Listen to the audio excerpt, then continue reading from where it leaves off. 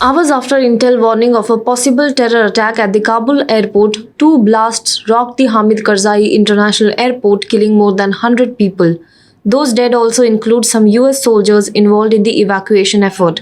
Pentagon spokesperson John Kirby said that one of the explosions happened at the airport's Abbey Gate and at least one other explosion happened at or near the Baron Hotel, a short distance from the Abbey Gate.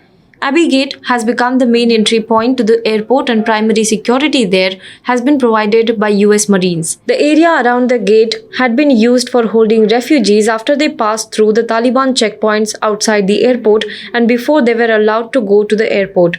Baron Hotel was used by British soldiers and other alliance partners as an evacuation handling center to process evacuees before moving them up to the Abbey Gate. Thousands of Afghans have been gathering at the airport's gates in recent days in hope of being evacuated.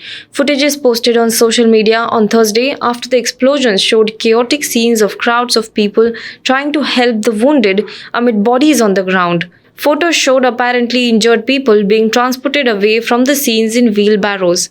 US Marines Commander Frank McKenzie has meanwhile said that immediately after the explosion, gunmen opened fire on service members and civilians. Let us hear what he said. Despite this attack, we are continuing the mission, the evacuation at best speed, and as of today, we have approximately 5,000 evacuees on the ramp at H. Kaya awaiting airlift. Since August the 14th, we have evacuated more than 104,000 civilians from H. Kaya, over 66,000 by the United States, and over 37,000 by our allies and partners. And that includes bringing out about 5,000 Americans. As the Secretary of State said yesterday, we believe that there are about 1,000, probably a little more than 1,000 American citizens left in Afghanistan at this point.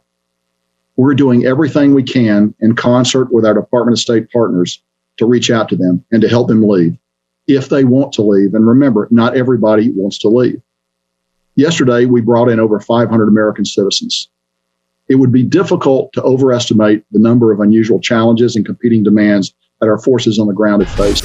Video shot by Afghan journalists showed dozens of bodies strewn around in a canal on the edge of the airport. Pile of dead bodies and their belongings scattered around. The heartbreaking visual showed people trying to find their relatives, friends and family members among the pile of the dead. Remarkably, even after yesterday's deadly attack, the crowds of people trying to flee the country are back at the airport. The fear of Taliban rule has surpassed even the fear of their own lives. On the other hand, ISIS Khorasan, a chapter of the Islamic State in Afghanistan, has claimed the responsibility of the attack. They have also released a photo of the Fidayeen attacker.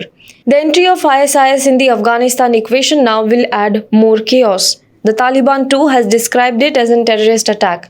The Taliban has so far confirmed 15 deaths. This include women and children. The Taliban has said in an interview with a Turkish news channel that foreign troops should leave Kabul on time.